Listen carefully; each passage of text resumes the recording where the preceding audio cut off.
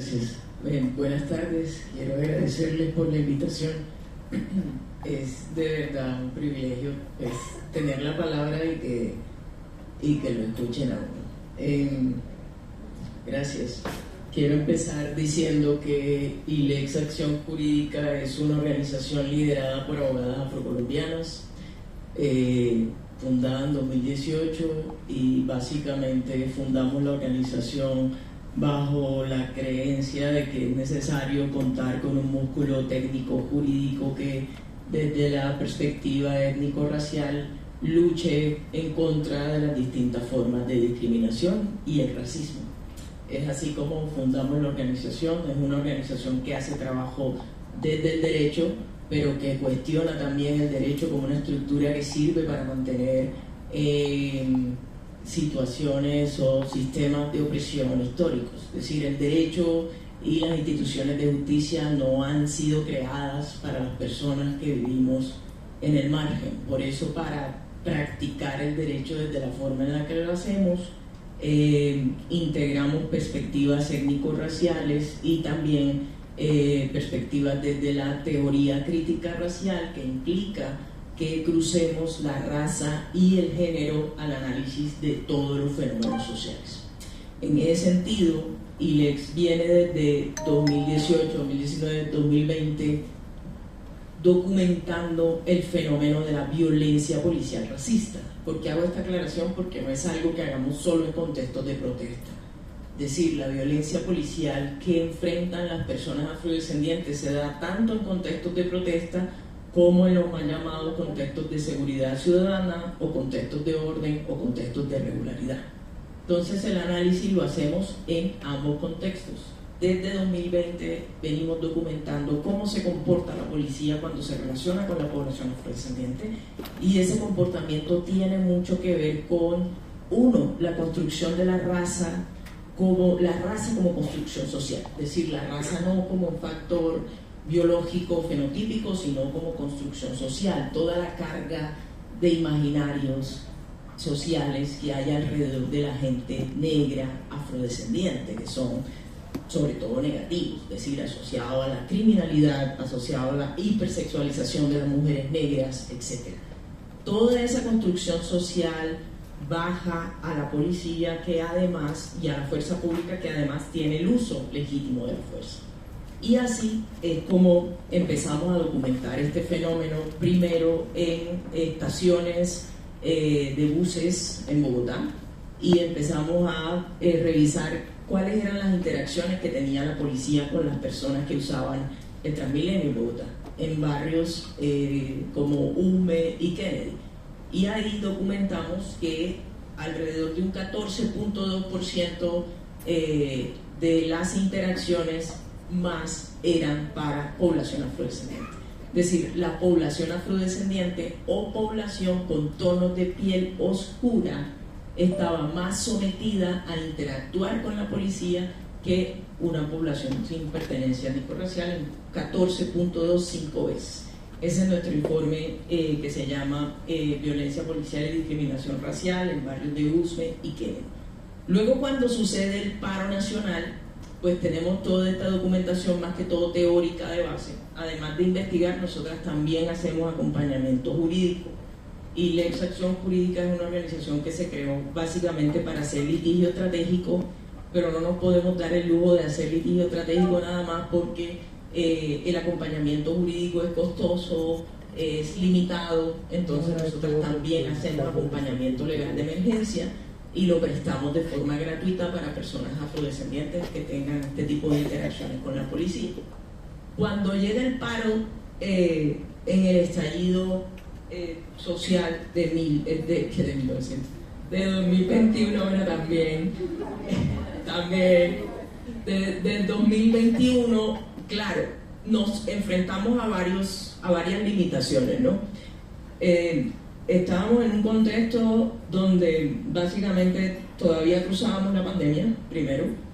Dos, se vieron las grandes tensiones entre organizaciones sociales constituidas de muchos años, con plataformas en todos los territorios, y las organizaciones que de repente representamos a ciertos grupos poblacionales que tal vez no tenemos alcance en todos los territorios y también tenemos limitaciones para la documentación de casos. Eso fue absolutamente evidente en el marco del paro nacional. Y tres, quienes representábamos a esas organizaciones por nuestra pertenencia étnico-racial o por nuestra identidad de género, claramente íbamos a estar más expuestas al relacionamiento con la policía, incluso para documentar los casos. En ese sentido, lo que más nos resultó fue la acción articulada con organizaciones de todos los niveles, organizaciones de niveles barriales, nacionales, con grandes plataformas para poder hacer la documentación. En ese sentido, ese informe que me llamaron a presentar hoy, que es de 2021, ya está desactualizado porque muchas de las normativas que analizamos acá han cambiado. Es decir, en 2025 han cambiado muchas normativas. Sobre eso también tenemos un informe, lo pueden descargar. El ejercicio de los informes suele ser tedioso, pero tratamos de que este ejercicio venga acompañado con elaboración de estrategias de litigio, ¿ok? Y todos estos documentos terminan en recomendaciones de política pública, movilización legal e incidencia directa con las entidades. Y estos informes se han convertido en materia prima para lo que ahorita denominamos la reforma integral de la policía, sobre lo que también tendremos que hacer muchas reflexiones y hay mucha frustración alrededor de ese proceso, ¿no? Entonces, bueno, hicimos esta documentación junto con otras organizaciones como CODES, Instituto Raza Igualdad, Temblores, hablamos con movimientos de mujeres en la ciudad de Cartagena y en la ciudad de Cali, que nos colaboraron mucho con esta documentación. Y básicamente aquí lo que hacemos la reflexión es de cómo la policía y las fuerzas militares también interactúan con la población afrodescendiente. Uno. Dos, cómo en los barrios habitados mayoritariamente por población afrodescendiente o por población empobrecida eran los barrios donde se daban la mayoría de los picos de uso de la fuerza en el marco de la protesta social, ¿sí? Y los picos de uso de armas de menor letalidad, que llaman. Se hizo ese cruce en lo que se denominó racialización territorial, el fenómeno de la racialización territorial, de cómo los territorios terminaban nuevamente con unas geografías que tenían mucho que ver con las jerarquías raciales y las jerarquías que permanecen en la sociedad y que hemos heredado, por supuesto, desde la colonización, que es un momento de la historia que determina instituciones como la policía, que en muchos países del mundo fue creada la policía precisamente para controlar a los cuerpos que se habían de alguna manera, los sujetos que se habían de alguna manera liberado de la colonización y la esclavización, esos sujetos que no pertenecían a la blanquitud, y todavía seguimos cargando con ese fenómeno en el relacionamiento con la policía.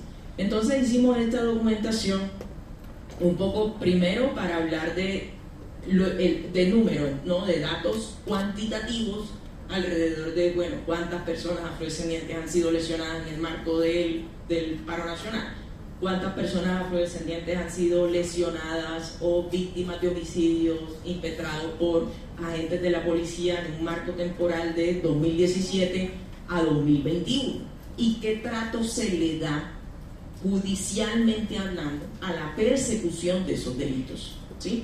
Cuando uno, y por eso el documento se llama Silencio e Impunidad, porque cuando uno revisa el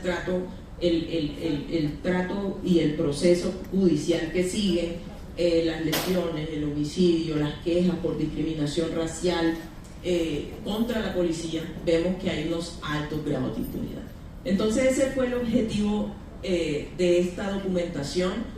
Hacemos análisis de bases de datos del sector justicia, bases de datos oficiales, hablamos con la policía, hablamos con fiscalía, identificando otro fenómeno que es muy importante para la documentación de violación de derechos humanos cuando hablamos de raza, identidad étnico-racial y género, y es la invisibilidad estadística en relación con estas categorías. Es decir, las entidades públicas no recolectan la variable étnico-racial. Uno, en algunos casos. Dos, cuando las recolectan, la variable étnico-racial, las categorías no son universales, ¿sí? Es decir, hay unas entidades que recolectan la variable étnico-racial con las categorías negro, afrocolombiano, palenquero y raizal, pero hay otras que le agregan, por ejemplo, negritudes, o hay otras que le agregan amarillo, y así sucesivamente. Cuando tenemos estas disparidades en la recolección de datos, pues es muy difícil documentar. Por eso, parte de la incidencia, incluso hablando de violencia policial racista, consiste en exigir visibilidad estadística, ¿sí? Y la confianza en los datos que recogen las entidades públicas. Y también la triangulación con los datos que recogen las organizaciones de la sociedad civil. Porque sucede y pasa que las organizaciones de la sociedad civil hacemos grandes esfuerzos, es un gran esfuerzo para nosotros hacer esto, documentar, ¿sí? Y cuando uno llega a las entidades, cuando uno llega al sector público, al sector privado con sus datos, pues nadie le para bola porque no los recogió el Estado, sino que los recogió uno. Entonces, parte de la lucha también es que el Estado reconozca la labor de las organizaciones de la sociedad civil en la recolección de información que caracteriza y documenta violaciones de derechos. Voy a cerrar con esto porque solo tengo 7 minutos y no sé por dónde voy en el tiempo. Entonces, decirles que el informe del que estamos hablando hoy vale la pena leerlo con la salvedad de que es un informe que salió hace algunos años. Parte del compromiso también como organizaciones de la sociedad civil que trabajamos en estos temas, sobre todo para las que trabajamos en temas de derecho y de justicia, es estar muy consciente de la actualización normativa, y cuando hablamos de estas perspectivas tanto de género como étnico-raciales, la conclusión es la siguiente: a pesar de que han habido algunos avances en relación con el fortalecimiento de los marcos normativos, por ejemplo en el uso de la fuerza, en el marco de protestas, recientemente salió un marco normativo para el tema de armas de menor letalidad, creo que salió hace unas 3 o 2 semanas. Está la directiva 09, que de alguna manera integra perspectivas de género y étnico-raciales. Cuando hacemos la lectura y el aterrizaje de esas perspectivas, pues nos damos cuenta que todavía nos falta mucho camino por recorrer. Un ejemplo, y es el siguiente: la forma en la que se ha recogido el tema racial y étnico en estos marcos normativos es absolutamente esencializante de lo negro, ¿sí? Se esencializa alrededor de la cultura, alrededor de unas prácticas que son válidas, pero que no se cuestiona alrededor de la desigualdad racial y el impacto del racismo y la raza en la interacción que tenemos las personas afrodescendientes con las instituciones como la policía y el sector justicia. Tenemos que seguir trabajando porque aún no contamos con una reforma policial integral. Y voy a cerrar con eso. Muchas gracias.